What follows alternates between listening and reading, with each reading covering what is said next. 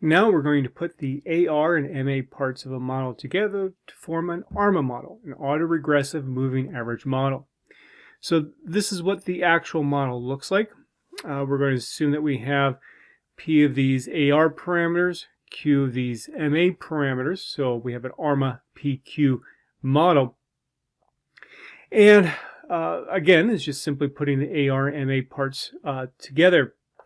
We could rewrite this a little bit more compactly, using the shorthand notation for the AR operator and the MA operator as well. We're going to also assume that X of t is stationary with our models.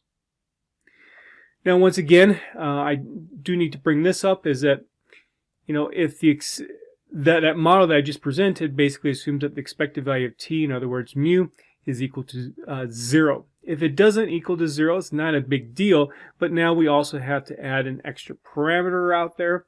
We'll call alpha, where alpha is equal to mu times in the quantity 1 minus phi1 minus phi2 all the way down to minus phi sub p. Now, if the model is causal, we could rewrite the model as an infinite order moving average model. So, in other words, we have this theta b divided by phi of b now times wt. We can set that equal, we can set this part here equal to psi of b, which gives us our infinite order set of coefficients to use with wt. If the model is invertible, we can go in the opposite direction, where we have now an infinite order autoregressive model, and we have this pi of b there instead. Now, with these kinds of models, we have to worry about the possible problem of parameter redundancy. What that means is to consider if I have an ARMA 1-1 model. So I have one AR part, one moving average part. Look what happens when I move this 1 minus 0.5 times b over to the right-hand side there. So I would have a divide there. Basically, those coefficients on wt disappear. Another illustration of this, suppose we have ARMA 2-1 model. What I can do is think of this part right here as a polynomial as a factor polynomial with if b was, let's say, a variable, and I could factor that, and notice what happens. This ARMA 2-1 model can actually become an ARMA 1-0 model. We don't want that to happen. We don't want this this redundancy in these kinds of models, and so when we have a common factor, we want to avoid that, and we will assume that the AR MA components do not have these common factors. Okay. Now, as you might expect, given what I've talked about for AR and MA models in the past, to overcome problems with stationarity for AR models that depend upon the future and MA models that are not unique, we're going to require our ARMA models to be both causal and invertible. Also, to help see what these conditions are, these mathematical conditions on our parameters, let's think of basically that AR operator once again as basically a polynomial. And to help us think of this completely as a polynomial, I'm going to replace the b with a z. So here's what our polynomial would be corresponding to the AR operator. For the MA part of the model, I'm going to do exactly the same thing there. And what we're going to be very interested in looking at is what are the roots of this equation. Now, in algebra class, you talk about how to find roots of equations. So, for example, let's say if I have 1 minus 0.5 z is equal to 0, that implies the root of that equation is 2. It's the value of the algebraic variable that makes this corresponding quantity equal to 2. A little bit more complicated example, if I have 1 minus point z, oops, let me erase that. 1 minus 0.7 times, I cannot draw that right now. Try it one more time. 1 minus 0.7 times z plus 0.1 times z squared. If I set that equal to 0, what one could do is actually factor this as 1 minus 0.5z times 1 minus 0.2z is equal to 0. So in this particular case, I have two factors, z is equal to 2 and z is equal to 5. Okay. Now, of course, from your algebraic days, you know that sometimes we can have complex roots as well, working with complex numbers, and that is a possibility. So, with that and that review of roots, let's talk about causality of an Arma PQ model or process. The model is causal when the roots of this algebraic equation lie outside the unit circle. That's just a fancy way that many people use to say basically phi of z is equal to 0 only when the absolute value of z is greater than 1, meaning that the roots, the absolute value of the roots are greater than 1. When that happens, then we have a causal model. What we can do is rewrite our model as an infinite order moving average that is not future dependent. Now, you might be wondering, okay, what happens when I have maybe a complex number for the root? Well, in that particular case, we go to a more general definition of what an absolute value is. So for a complex number, you're going to have a form that looks like this, c plus d times I, where c and d are numeric values there. The I then corresponds to the imaginary part. And so what we can do is take the square root of c squared plus d squared, then that would be then the absolute value of z when z was the root. So I just said, well, why are we wanting this causality? So we can rewrite the model as an infinite order moving average, and the stationarity is not future dependent. If you really want to see more in depth about why these kinds of mathematical conditions hold true, Shumway and Stouffer's book in their appendix, they have a couple pages on it, but I'm not requiring you to do that for our class. Then the invertibility for an Arma PQ model has very similar set of constraints. Again, if we think of this theta of z as purely an algebraic polynomial equation, we want the roots of that equation to only be when the absolute value of z is greater than 1. Once we have that, we can rewrite the model then as an infinite order autoregressive model. Why are we doing this? So that the model has a unique representation. Okay, so let's go back to a familiar example so that we can make sense of some of this stuff here. So we have our old AR1 model that we've been looking at during this course. We're going to let phi of z then be 1 minus phi times z. Well, what is the root of this equation? Well, when z is equal to 1 over phi. Then for this to be causal, we need the root to be outside the unit circle. And this is very simple then to find. We want 1 over phi, the absolute value of that, to be greater than 1. And what that ends up resulting in is that phi is between -1 and +1. Go back in our notes when we first saw this for an AR1 model, and we had those kinds of constraints as well. And this forced our model not to necessarily, let's say, lead to values of x that essentially blow up in terms of their actual value.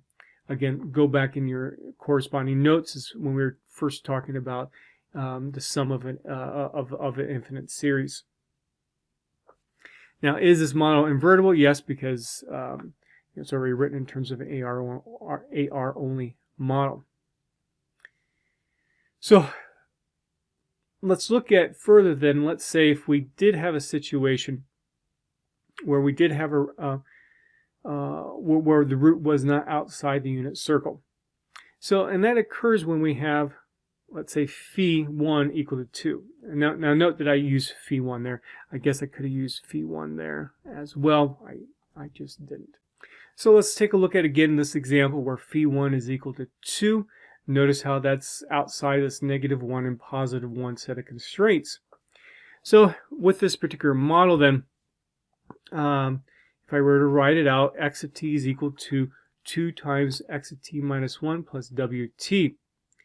And I can use a for loop to simulate what the corresponding data would be. And also let's say that wt is distributed independent normal 0, 1. And this is what I get. So here is x1, here is x2. And look what happens as I keep on going here. When I'm at x200, I get 4.7 times 10 raised to the 58th power. So this is what can happen then. You no longer have a stationary series in this particular case. Obviously the means changing over time. Let's take a look at another example. This is with an AR2 now. So this is what the model would look like. Of course, this is invertible because the model is already written in terms of an AR only model. But for the causal part, we need to think of this AR operator again as a polynomial. We need the roots of it to be outside the unit circle. So one simple way to check for particular values of phi1 and phi2 that would work in this situation is that we can program into R this corresponding polynomial and use the polyroot function, rather than us doing this by hand, use the polyroot function to find what the corresponding roots would be of the corresponding equation. So let's say if phi1 was 0.5 and phi2 was equal to 0, just so that we could start off with a simple one. I understand that this is just an AR model, but we have to start somewhere. And so the way that the polyroot function works is that there happens to be an argument called z. Don't get that confused with the z's there. And this allows you to put the coefficients of this polynomial into this function, where I combine them together. So the 1 here corresponds to the 1 there. The -0.5 now corresponds to what this phi1 would be with that negative out in front. And the 0 then corresponds to this right here. And so the root is 2. So again, -0.5 z is equal to 0. That implies the root is equal to 2. And so thus, this is outside the unit circle. We could also look at it if phi1 is equal to 0, phi2 is equal to 0.5. Again, our equation is 1 minus z minus phi1 there, minus phi2, z squared. So that 0.5 here, in terms of how we write it in terms of the polyroot function, I have a -0.5 there. And so now we see that we have 1 minus 0.5 squared. So we have 2 of them. And look what we end up, whoops, you can see there. And so look what we end up with here. We have these roots, 1.4, and those roots are, the absolute value of them is greater than 1, so we are outside the unit circle once again. And let me go back here. I made a small error here. So that should be 1 minus 0.5 times z and 1 plus 0.5 times z there. Okay, so let's take a look at another example of phi1 -0.2, phi2 equal to -0.5. So what then that means is that we have 1 plus 0.2 times z plus 0.5 times z squared. What are those corresponding roots? Well, now we get some complex numbers. -0.2 plus 1.5 times I, -0.2 minus 1.4 times I. Of course, you could use just simply the quadratic equation to find all this. And we could check to see, well, are these values outside the unit circle? And I can simply use the ABS function for absolute value to actually find that using the general definition of what an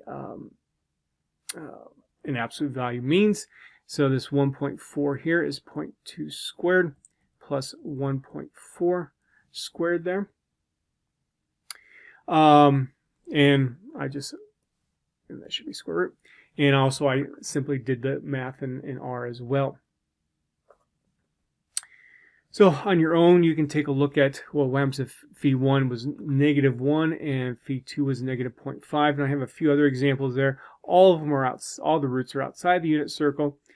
Now here's an example when they are not outside the unit circle. Let's say I have 1 minus 1.8 times z minus 0.9 times z squared.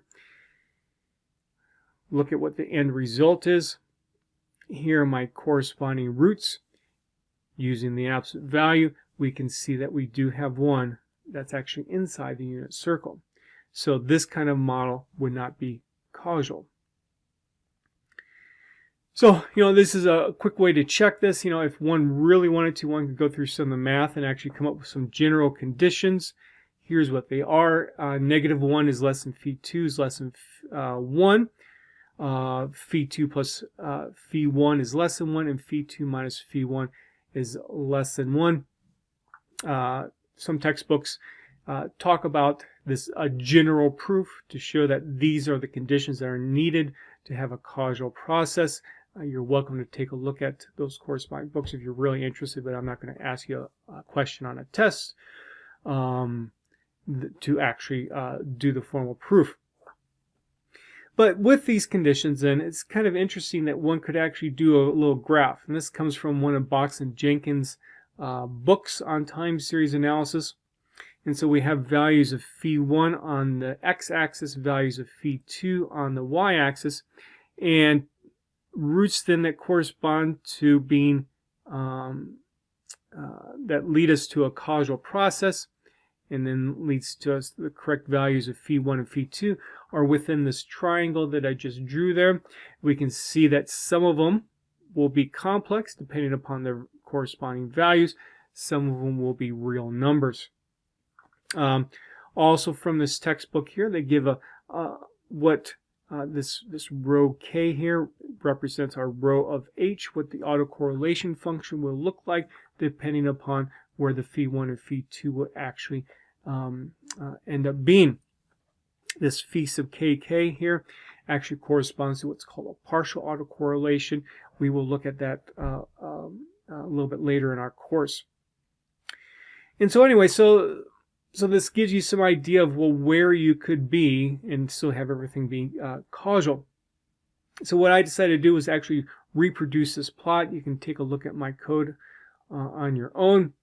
And this is what I get, where I've actually graphed all the corresponding roots that we found with the polyroot function, and which ones were causal, which resulted in a causal model versus a non-causal model, plotted the corresponding phi1 and phi2, and this is what we get here. So here are two examples where you would not have a causal model. Well, what about a moving average 1 model? It's causal, yes, because it's already written in terms of a moving average only model itself. Is it invertible? Well, what are the corresponding conditions that we would need to have? Well, 1 plus theta z is equal to 0. That's our corresponding, let's say, polynomial equation. What is the root of that? Z is equal to -1 over 1 over theta. So if we take the absolute value of that, guess what? We get the same kinds of conditions that we saw for an AR1 model. -1 is less than theta is less than 1. So just some quick final notes here. Moving average 2 model will have similar invertibility conditions as the AR2 model's causal conditions. These are, again, just think of it in terms of a polynomial. An Arma 1-1 model has the same causal conditions as an AR1 model, and same invertible conditions as an MA1 model, and so on.